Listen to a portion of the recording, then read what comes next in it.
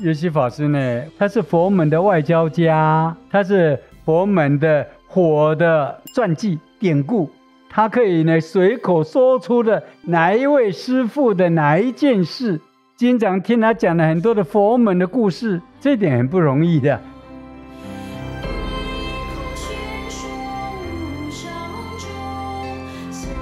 欢迎收听菩提麻瓜，我是小编阿若，我是林世敏林老师。那欢迎收听菩提麻瓜，本次的主题是老师心目中的出家人篇啊，月基法师。我一样快速简单的介绍一下月基法师。他是1914年出生在江苏江都的人，然后他在1987年去世。那他的资料在网络上，老实说其实能查到的东西并不是很多很多，就是这位法师一样也有很多丰功伟业。那比如说他在高雄佛教堂是担任首任住持，那他也有创建了栖霞精舍。那除此之外啊，也有担任一些什么中国佛教会的常务理事啊，或是著有很多著作，例如说佛门佳话，还有密严经、续要之类的著作。这样我们就直接切入主题吧。那老师跟这位月基法师的渊源是什么？月基法师呢，刚刚阿若也提到他1914年呢出生，因为我呢是1944，所以我跟他呢整整就差了30年。我跟他结缘呢算是时间非常的早。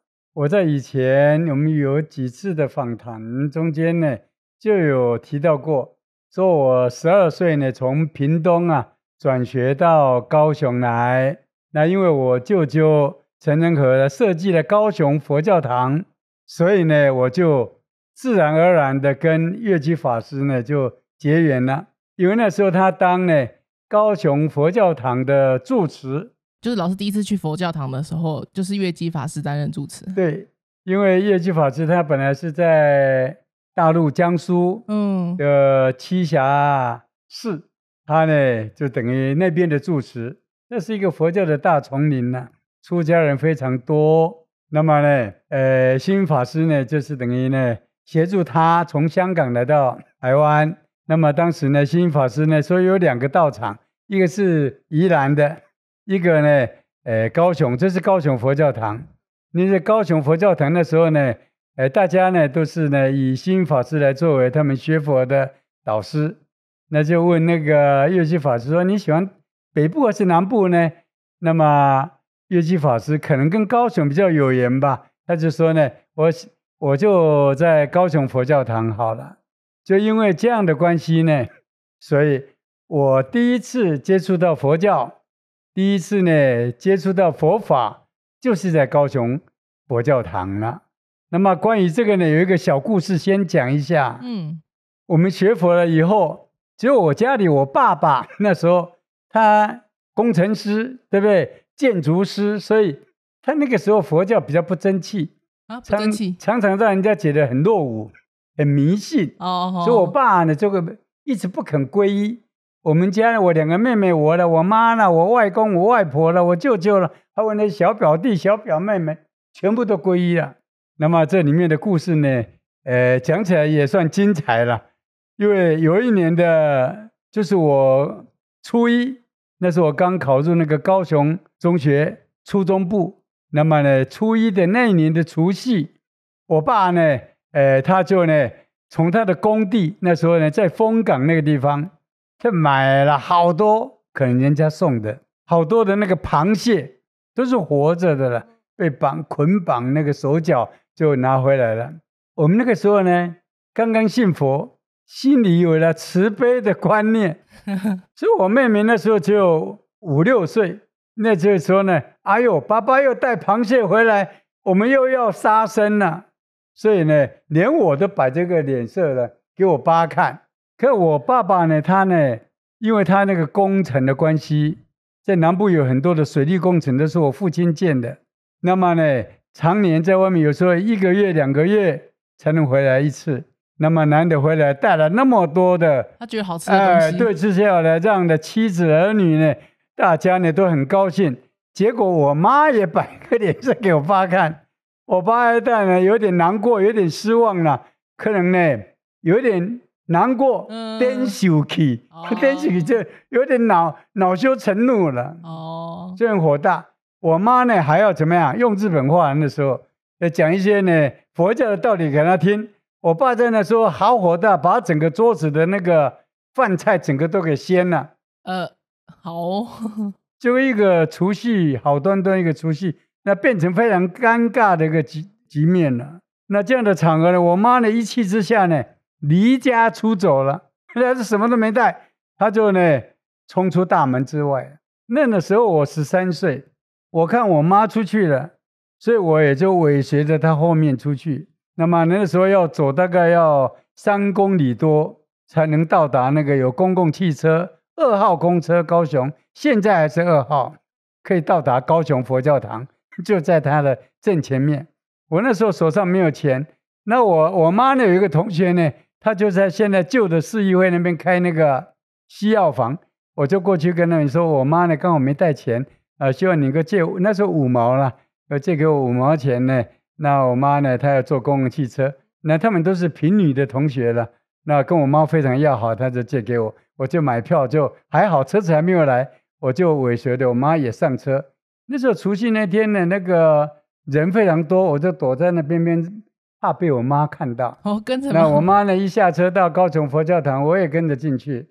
就是进去就是到方丈，就是那个佛寺的住持，就是月基法师，他就进去。那我就尾随进来，我妈看到我吓了一跳啊！我就跟我妈开玩笑讲说：“你的护法也到了。”我13岁那时候真是自以为很聪明啊。月基法师呢，他听明了我们的那个来意以后，非常热忱的像招呼家人一样。那时候呢，我们还不是他的徒弟，因为我们皈依的是心法师，那时候还没有皈依月基法师啊。可是呢，他们邀请了，就大家来跟我们一起吃饭。那时候高雄佛教堂的草创，那天晚上没有人陪着师父吃饭呢，所以我们呢就跟师父一起吃了非常难忘的这样的一个除夕的团圆饭。那么吃完了以后，月基法师呢就为我们说了一些佛法，那告诉我妈说呢，虽然先生他这样不太理性，但是做妻子的应该稍微忍耐一下。那家里呢还有2个比我小，我妹妹一个差我6岁，一个差我11岁，所以我那时候小妹妹才2岁。哇哦，对，所以我妈这一讲，母亲的那种挂念孩子的情怀就起来了，所以呢一再的称谢，然后呢真的就回来了。我爸呢自己可也晓得他做错了事了，所以回来他也都没有说话，闷声不响的坐在那里。那我们这一家人呢，就过了这么样难忘的一个除夕夜。这个除夕夜就是跟高雄佛教堂又跟月基法师结下了毕生的难解的好缘了。然后后来那个林老师之后就再去。那么讲到这里呢，关于高雄佛教堂现在已经拆掉，要建28层，对，底下6层了。高雄佛教堂这些开始提议的这些人都是呢很难缠的。什么叫很难缠？不是乖乖牌的佛教徒，他们看到了佛教当时的衰微不振，看到当时佛教的专门喜欢赶经忏，对不对？那么呢不务正业了，可以这样讲，应该要讲经说法的。他们去读佛经，发现，当时的佛教的所作所为，大部分人呢，跟佛教的道理，大相径庭，就是背道而驰了。所以他们就想要建一个高雄佛教堂，他们那时候叫林雅，因为他们是林雅区林雅部教授。他们的理想就是要以在家人为中心，出家人作为讲经说法的要角，但是他们不是这个佛寺的主人，跟基督教堂一样，基督教堂不是牧师的，对，他是教会的。他们这些人呢，当时的什么宋仁心啊、陈敏啊、陈文啊，有没有？这些人当时他们的理想是这样子的，可是这跟中国大陆那时候从大陆回到来到台湾的这些师父们的观念认同不同。他们认为说，我请你来当住持，这间佛寺这是归我管所有的譬如说财政大权、土地所有权状都是属于这个师父这个住持所有的。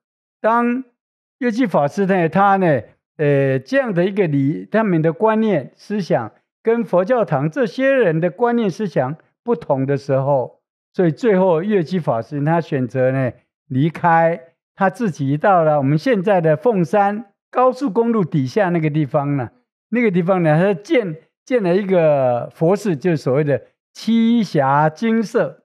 这当然就是他以前是南京栖霞山的住持嘛，栖霞寺的住持，所以来这边他就另外就建了这所寺精舍。了解，他就离开了，然后去栖霞精舍。这个本来就是很自然的，因为理想观念不同，对不对？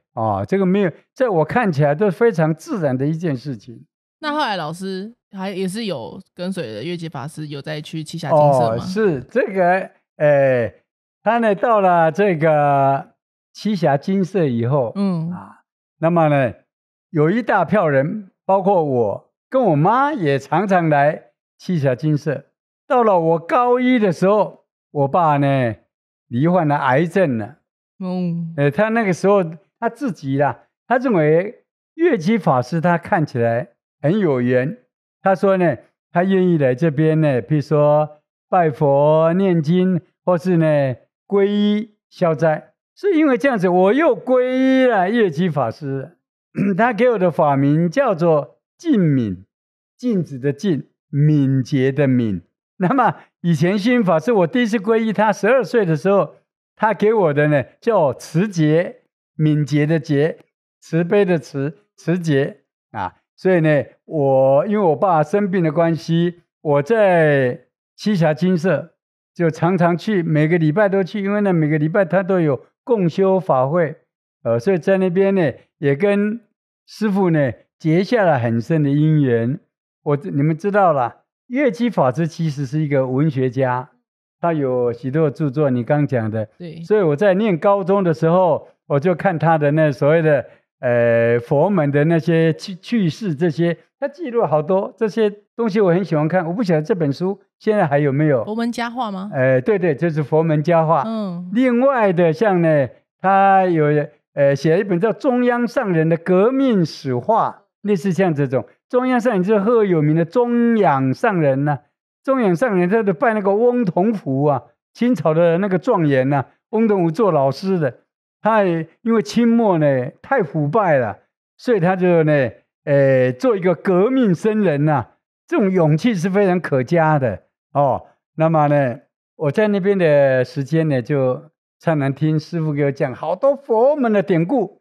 所以郭老师常常讲说，哇，那个月基法师是佛门的外交家，他一定接触很多人，所以他才能够讲这么多故事嘛。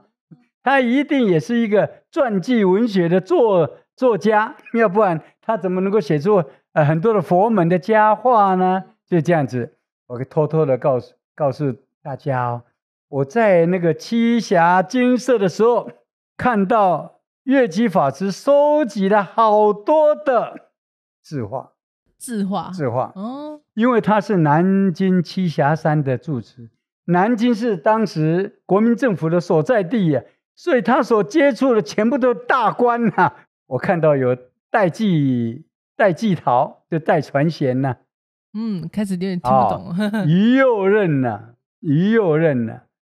那么呢太虚大师啦，弘一大师这吴敬恒这些呢都是在民国的时代都大人物他们的书法，尤其那个太虚大师的书法，我第一次见到真的苍劲不用说了，浑厚也不讲，我是外行了，龙左鼻舌，等于他看到那个字好像呢天都会呢怎么样震动，都会打雷的。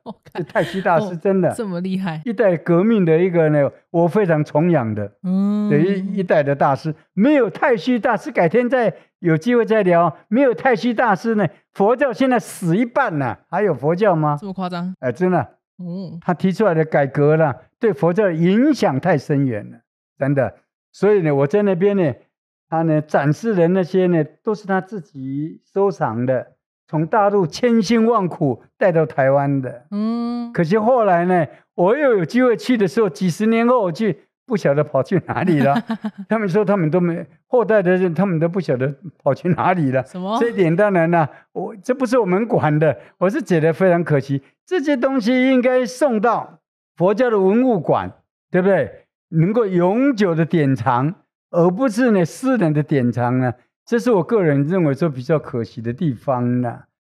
那月基法师他其实是星云法师的老师之一，然后我是网络上查到了，他们说星云法师跟月基法师很早就认识，然后他们的认识的因缘好像也是有一些有趣的故事，然后是说就是星云大师那个时候还在15岁受戒，对，那个我来谈。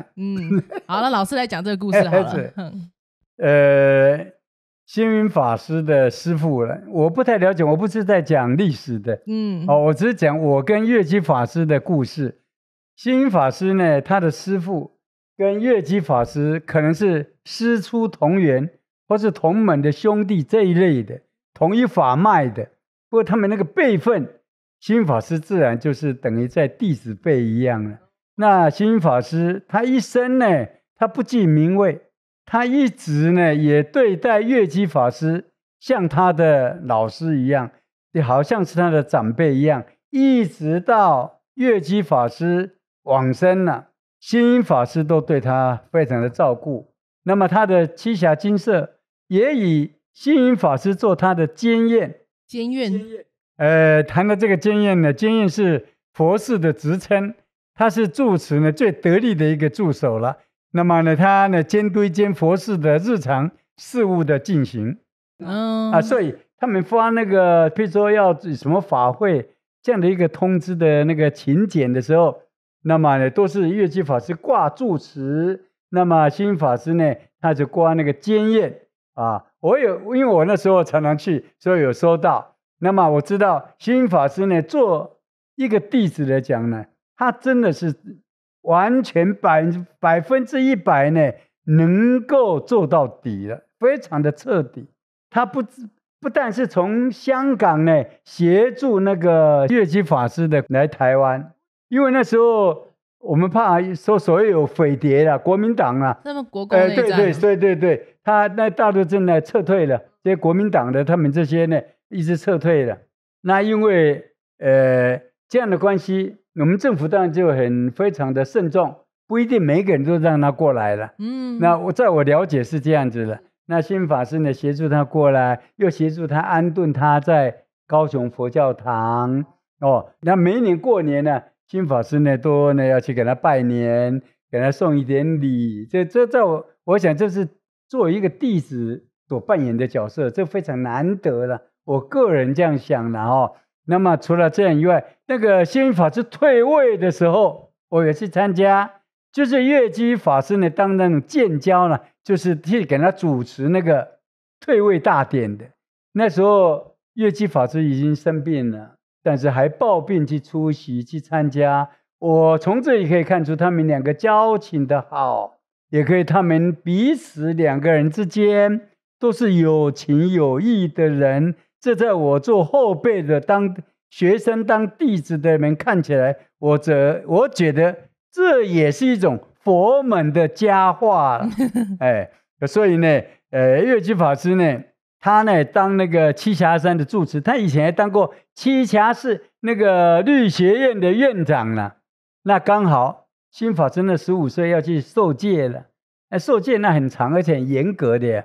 那么呢他小时候呢一出家，据说了他跟妈妈已经好几年都没有见面了。星云法师的妈妈很想念孩子，孩子也想念妈妈，所以星云法师的妈妈就有一次他就偷偷的跑来，那当然可以有正式的会面了。可是会面完了，又妈妈又哭哭啼啼的，孩子也哭哭啼啼的，怎么办呢？就呢躲在那个教室的另外一间教室里面，母子的面呢，讲老半天，讲到人家上课，都已经响了，他也没有进去。整个晚上没有归队啊！我这个代志都大条了，这个太大，这个在街里他妈把我打得半死，可能要退学也不一定了。那这第二天呢，就有那种巡查纠察，到处去找了。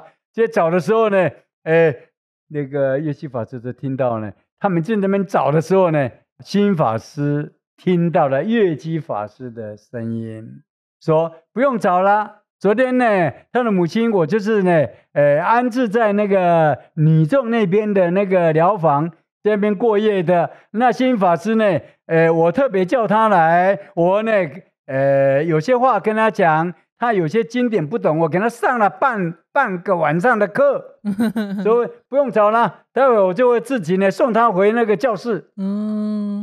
这个是护航啊，真的，这个没有护航，这个呢可大可小啊。他因为佛教以前的戒律非常严的，就像那军队里面的，那如果退学了，星云法师就不能当和尚了，他可能呢现在就没有巍峨耸立的佛光山了，对不对啊？所以星云法师一直可能铭记在身哦。这还包括呢，他去考那个焦山律学院的时候要考试的呀，去考试的时候，他呢按照程度分成甲、乙、丙。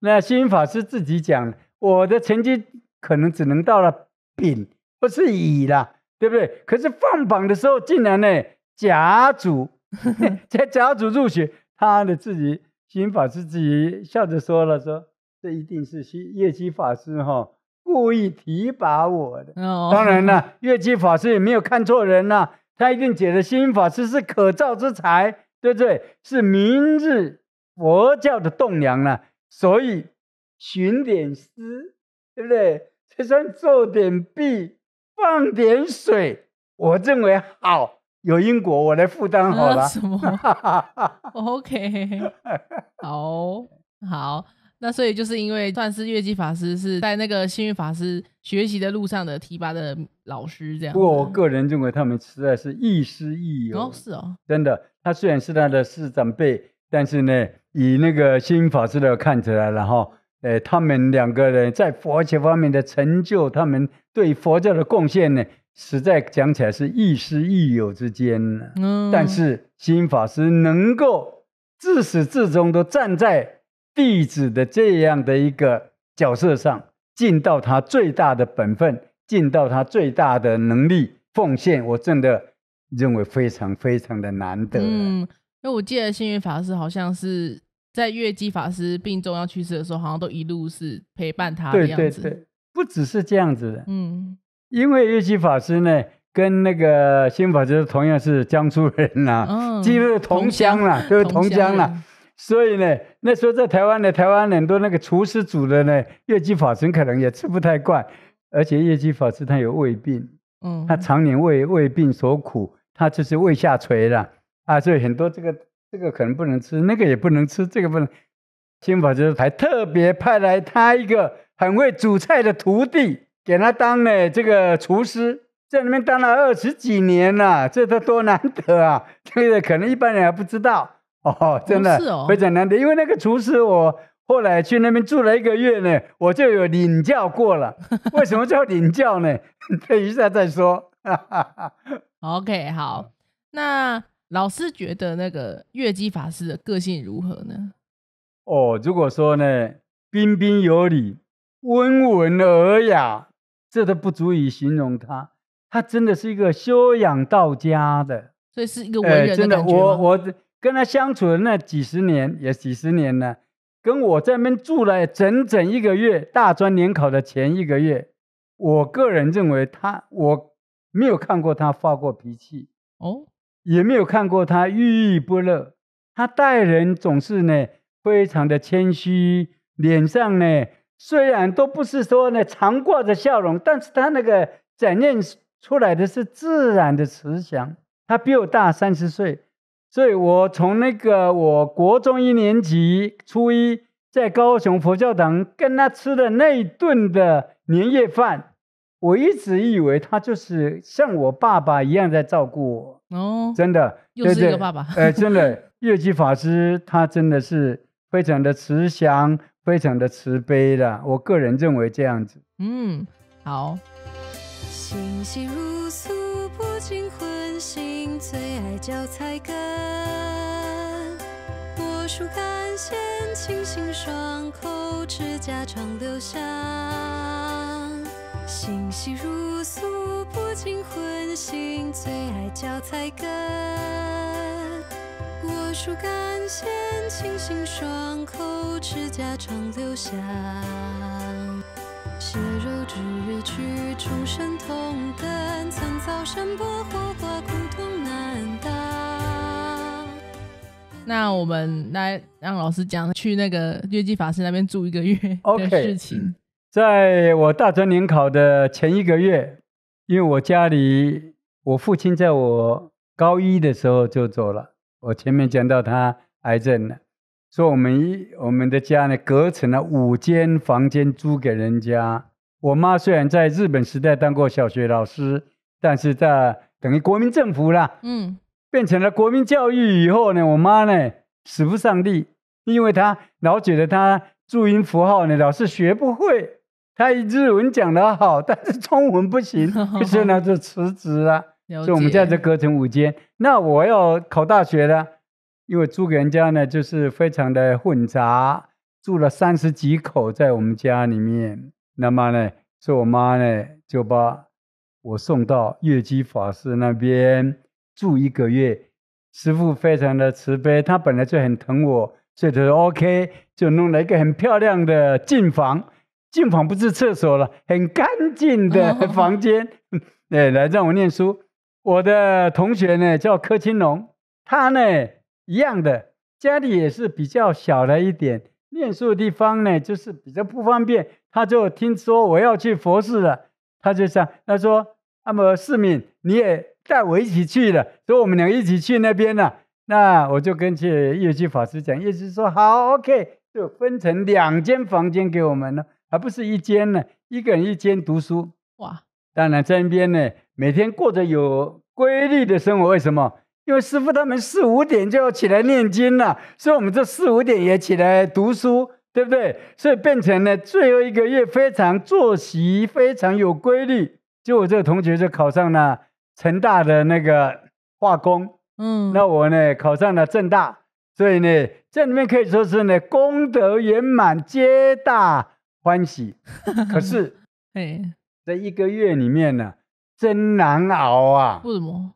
因为月基法师呢非常的节俭，他每餐东西呢都是少少的那个菜1小碟，那个豆腐也是1小盘，其他的酱瓜那么一堆。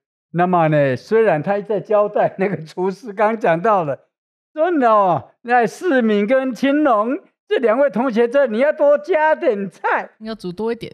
可是那个厨师他也很节俭，因为那时候因为那个时候月基法师可能徒弟不是很多，对不对？他个性本身也非常的节俭，结果节俭到怎么样呢？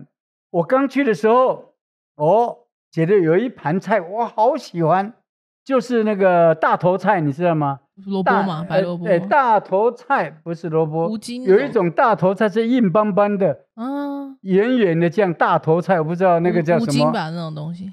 类似那个大头菜去腌制啊。讲到这里要先介绍他隔壁的一个邻居，也是月基法师的大护法，叫朱殿元居士，他开了一家酱油厂，就跟他紧邻。你说栖霞金色旁边吗？对，旁边但没有围墙，因为太好了。那个栖霞金色的旁边就是万隆酱油，万隆1万2万的万隆酱油。朱殿元居士非常的护持佛法，是。结果呢，护持到端了2个大的那个木桶，在腌那个大豆做酱油的那个大桶大概有半个教室那么大，这么大，高呢大概有我林世明2个半，我160几公不到170了，所以弄起来等于快到2层楼了，还不到了，太大了，那么大，有2个大的那个。那第一天去的时候，那因为我喜欢吃酱瓜、泡菜，还有那个什么豆腐乳这一类的，所以第一次去那边，胃口大开，好。第1天、第2天、第3到第4天哦，有点反胃，反胃。为什么？我不晓得，可能的化学变化。哦。到第5天我就吐了，我要吐了也不敢讲。哦天哪！我同学马上呢跟家里求援，每2天他妈妈，我同学的妈妈就带了1只鸡到佛寺的外面，那我同学在那边吃，可是我从小就不敢吃鸡肉。哦，我虽然到20几岁才吃素，但是我对于很多的东西我不敢吃，鸡鸭鹅这些我都不敢吃。那老师那几天怎么熬啊？对，那才糟糕。就我妈呢，到时候就这个月买那个叫，我不晓得她为什么买那个叫做补品啊，合利他命 F。这合利他命 F 跟我那时候补营养有什么关系呢？还有一种叫糖逼当，我现在不会翻译了。糖逼当，我看有的人听得懂了哈。没有，糖逼当这是日本的一种补品来给我吃。那好，到了第10天的时候，我同学跟我2个人就谈起来，要命，你为什么有那么多大头菜，对不对？那大头菜从哪里来的？厨房也没什么东西了。后来呢，我同学开玩笑就说，世民，会不会是后面那个储藏室里面那2个那个酱油的大木缸啊？是里面都有大头菜。我说不要吓人，不要吓死人了。所以我们2个人好奇，因为他有那个竹梯的那个楼梯啊，趁着那个中午师傅也在去午休没人的时候，就弄着就爬上去。他那个大酱缸上面有个大盖子，在大盖子的底下还有一个小盖，那就你拿东西不要整个大盖子，大盖子你拿不动啊，所以有一个盖子呢可以拿起来。我就上去以后呢，拿一个手电筒去看，差点从那上面摘下来，整个都是大头菜呀！整个那里面都大头菜，我想完了，讲到吃到第5天已经吐了，到第10天已经呢，就没有什么力量了。那时候我没有办法，才去跟师父讲说，因为这个大头菜可能我吃的比较过敏，所以那时候呢，师父就说跟那个说多准备一些豆腐跟菜。豆腐跟菜是我今生的最爱啊！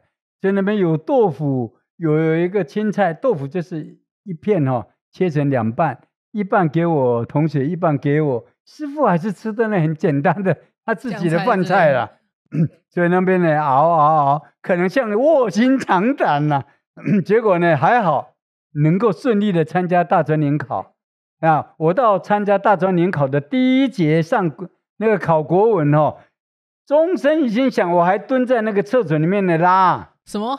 真的，那个时候可能就是因为这样子，那种那个肚子就是等于都过敏了，吃那个东西发酵了怎么样，就有点吃坏了。一直到考大专联考当天还要肌肤出皮肉的所以呢，在那边的时候，他的人非常的节俭。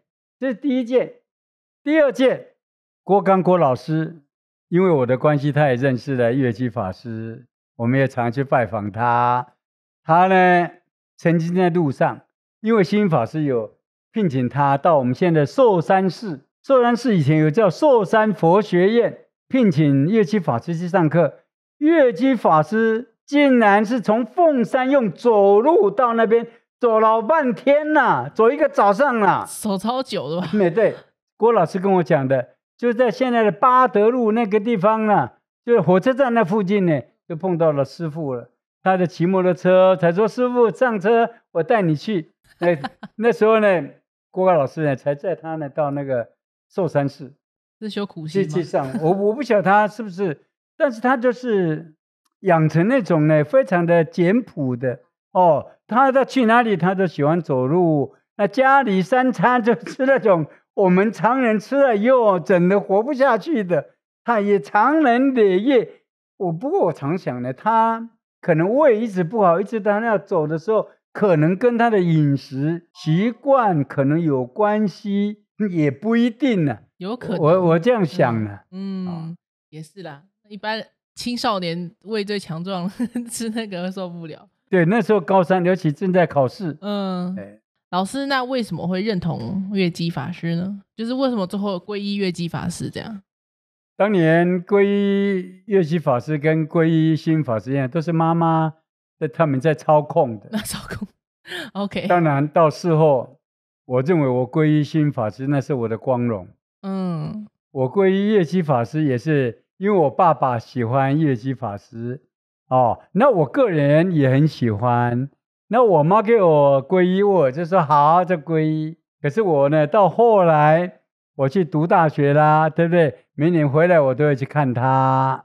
我写了佛教的精神与特色，陈月给他看，他也对我呢诸多的鼓励。可以说呢，以他来讲呢，他呢非常的照顾我，所以我后来认为我皈依他呢，名正言顺不说，也是怎么样？我满心欢喜我认为说呢，我没有呢，跟错了人，我跟他学呢，那是正确的。在这里呢，我来补充一下啦。现在想起来，原来郭老师跟那好朋友蔡清道，他们两个以前小学的老师叫做黄金英。黄金英老师呢，后来出家在栖霞精舍，他也是月居法师的徒弟。那我跟黄金英老师也结缘非常早。怎么说呢？高雄佛教堂以前我提过，每一年的佛诞节都有游艺会，很多小朋友高雄佛教堂有那个幼稚园，所以就很多的节目表演。黄金英呢，他就曾经呢来编舞，我妹妹我表妹他们都有参加，在他的指导之下有上台去表演。后来他呢出家，就到了这个月基法师的这个栖霞的精舍，他们到这里来。郭老师在某一次的谈话中间，我在讲到黄金英老师的时候，他就问我说是不是某某学的老师呢？我说是。他说他是我的导师跟那个蔡清道他们两个说他导师的时候，那我呢改天带你去找他。结果呢一年过一年过了好几年，有一年他们两个又跟我提起说什么时候去看那个黄老师我说那么我们现在就去，那天就去。结果去的时候里面的师父跟我讲，他说黄老师刚刚呢过世3个月。所以说呢我觉得很对不起郭老师，因为没有及早给他安排他们去见黄老师那么呢等到我真正的付之行动的时候，哇，人世无常，人命呼吸间呢，那竟然提早了3个月，这是非常呢可惜，我自己觉得也很可惜，郭刚老师他们觉得呢非常的惋惜的一件事情。世事无常。好，这集讲了很多就是月基法师跟林老师的相处的过程。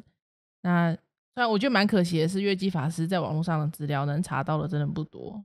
月基法师呢，我自己也觉得有点遗憾的是，我大概大学1年级的时候，要升上大2的时候，因为栖霞精舍这边有夏天的时候有淹水，结果呢，我父亲走的时候，他留下的遗言就是他要把他的骨灰坛放在栖霞精舍，我们就如他所愿，就放在那里。可是那一年呢，淹水的时候，那个水就把我父亲的这个骨灰坛就进了水了。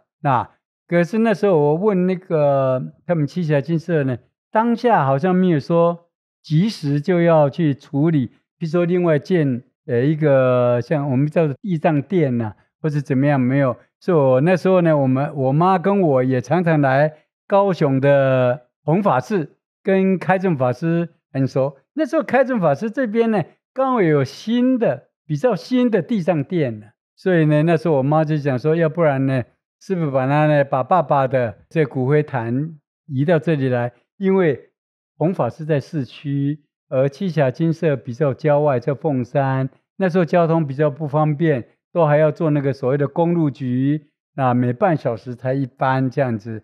那么到了那个建国路还要再走进去，很远所以后来我们就把爸爸的骨灰坛移来。当然我现在想起来，乐器法师知道我要把我父亲的骨灰坛移到那边的时候，他呢也好像也有一点舍不得，因为我爸爸最后要走的那个，在那边呢，大概前后有半年时间呢，每个礼拜都去那边呢，在乐器法师的带领下，这边拜佛，那么忏悔，类似像这样子，所以他们之间也是有一点感情的。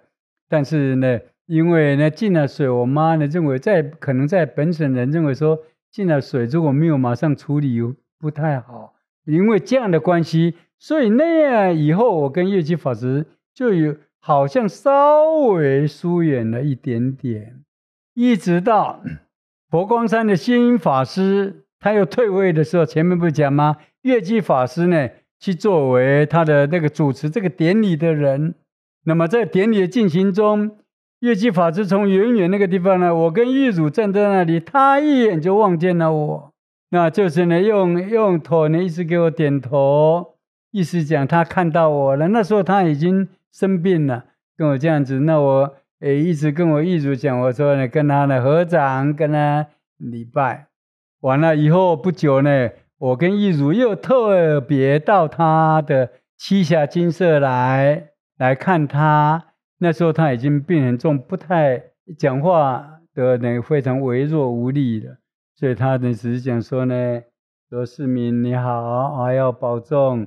他一直对我寄予厚望，尤其我考上政大新闻系的时候，他一直说，因为他喜欢写文章，他希望我为佛教呢多写一些著作啊。我那时候也是说我一定会呢跟师父学习，也会呢把这个写作的笔呢把它呢锻炼得好，这样子。我不晓得我这一生为佛教写了60本的书呢，有没有呢让乐器法师呢感到安慰，能够呢让他感到高兴。我非常的感谢他这样慈祥，这样慈悲，对不对的这样的一个人。我引用郭老师的话，他是佛门的外交家，他是佛门的活的传记典故，他可以呢随口说出的哪一位师父的哪一件事，这点很不容易的。跟他在一起如坐春风，经常听他讲了很多的佛门的故事，本身呢在听故事中间呢，就对于那些古圣先贤就起效法之心。我认为那就是修行。所以呢，乐器法师已经过世很多年了，借着这样的一个视频，我希望他呢老人家啊，无论是在哪一个净土啊，我只能讲说呢，等我跟郭老师，我跟玉汝有一天呢，还会呢来到你的面前，来跟你顶礼，来跟你问好。好，那我们关于乐基法师的主题就录到这里。是，谢谢。好，那感谢林老师，谢谢。我们下期再见。再见，拜拜。再见，拜拜。